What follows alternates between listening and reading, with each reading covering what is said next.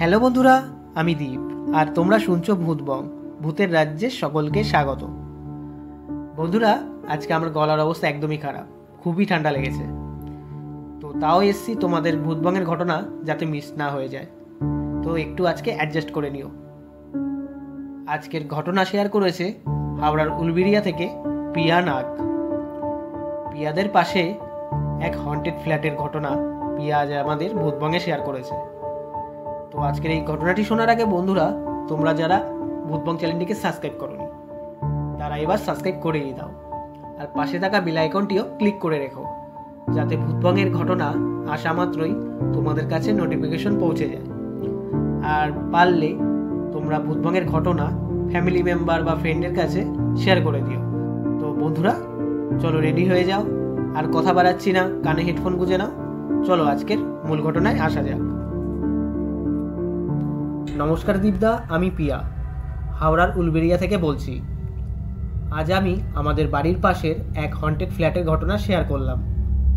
ঘটনাটি যদি ভূতবংয়ে পড়ে শোনাও তাহলে খুবই খুশি হব, আর দর্শকদেরও ঘটনাটি খুবই ভয় লাগবে। ঘটনাটি 3 বছর আগের। আমাদের বাড়ি থেকে দুটো বাড়ির পর একটা নতুন ফ্ল্যাট তৈরি হয়।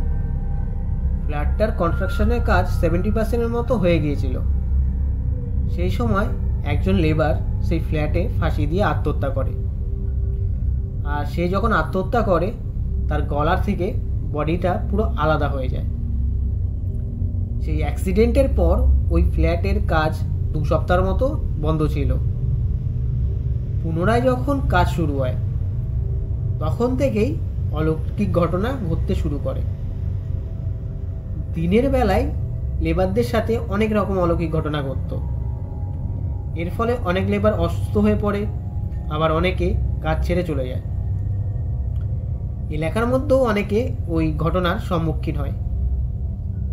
একদিন দুপুরে আমি আর মা দুজনই ছাদ থেকে কাপড় জামাগুলো নিয়ে আসতে ভুলে গিয়েছিলাম, আর ঘুমিয়ে পড়ি। সন্ধে তখন 6টা। মা আমাকে বলে, আমি তো সন্ধ্যা দিচ্ছি, তুই একটু জামা কাপড়গুলো নিয়ে আয় তো। তো সেই মতো আমি জামা কাপড়গুলো নিতে যাই।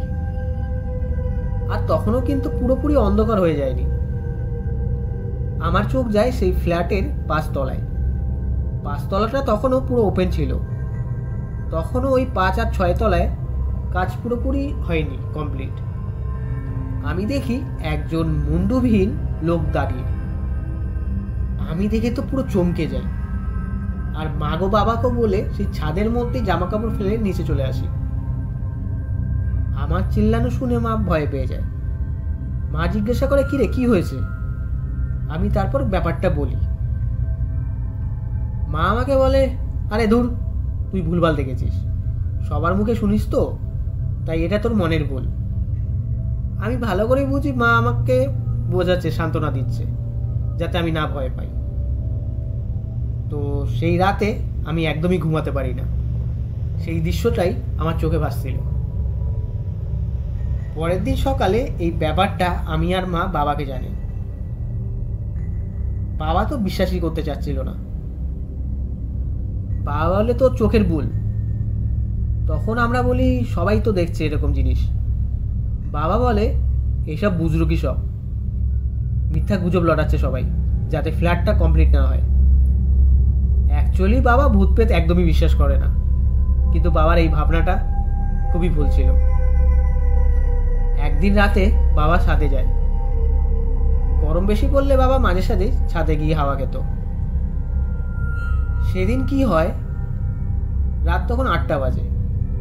বাবা ছাদে বসা ছিল, 1 ঘন্টার মতো বসা ছিল। তারপর মা ডিনার করার জন্য ডাকে। বাবা মাদুরটা গোটাচ্ছিল। হঠাৎ বাবা চোখ যায় সেই ফ্ল্যাটের দিকে। বাবা দেখে একজন মুন্ডুবিহীন লোক দাঁড়িয়ে। বাবা ভাবে এটা মনের ভুল। বাবা কন্টিনিউ কিছু সেকেন্ড সেদিকে তাকিয়ে থাকে। তারপর বাবা শিওর হয়ে যায় যে এটা সত্যি অলৌকিক কিছু। বাবা ধীরে সুস্থেই গুছিয়ে নিচে নামবে। বাবা মাদুরটা ছাদের এক সাইডে রাখে। রেখে যখন আবারও ফ্ল্যাটের দিকে তাকায় তখন দেখে সেখানে জিনিসটা নেই। সেই জিনিসটা আমাদের পাশের বাড়ির ছাদে দাঁড়িয়ে। বাবা তো রীতিমতো চমকে যায়। আর তাড়াহুড়ো করে ছাদের দরজা দিয়ে নিচে নেমে আসে। ঘরে এসে বাবা এই ব্যাপারটা বলে। মা আমি তো বাবাকে খুবই ঝাড়ি, বলি দেখলে তো, নিজের চোখে দেখলে এবার বিশ্বাস করলে। বাবা বলে আমি এটা বুঝতে পারলাম না ওই জিনিসটা সামনে এলো কেন। বাবা নিজেই বলছে মনে হয় সেই জিনিসটা আমাকে ক্ষতি করতে এসেছিল, কিন্তু পাশের বাড়ির ছাদে এলো, কিন্তু আমাদের ছাদে এলো না কেন। মা বলে তোমার মুখে কি তখন বিড়ি ছিল? বাবা বলে হ্যাঁ আমি বিড়ি টানছিলাম। মা তখন বলে এর জন্যই তুমি আজ বেঁচে গেছো, এরপর থেকে যদি রাত করে ওই ছাদে যাও খুব খারাপ হয়ে যাবে। এই ঘটনা মাঝে সাঝে কারো না কারোর সাথে ঘটতো। তারপর অনেক দিন ওই ফ্ল্যাটের কাজ বন্ধ থাকার পর ওই ফ্ল্যাটের প্রোমোটার, কন্ট্রাক্টর আর লেবাররা মিলে একটা পুজো দেয় আর কীর্তনও দেয়।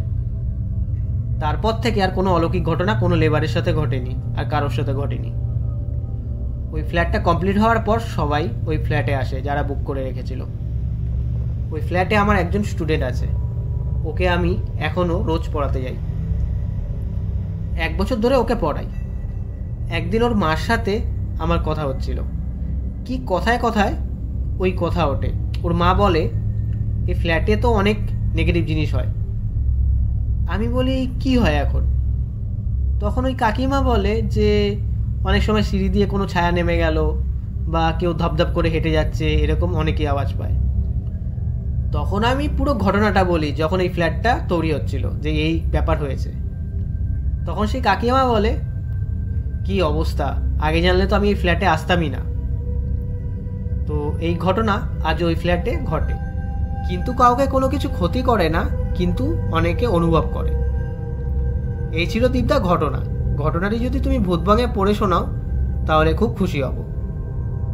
তাহলে বন্ধুরা আজকের এই ঘটনাটা কেমন লাগলো কমেন্ট করে জানিও আর লাইক করে দিও। আর বন্ধুরা তোমরাও যদি ঘটনা পাঠাতে চাও তাহলে আমাদের ইমেল আইডি bhutbongofficial@gmail.com পাঠিয়ে দিও। তাহলে বন্ধুরা আজকের জন্য এইটুকুই, টাটা বাই।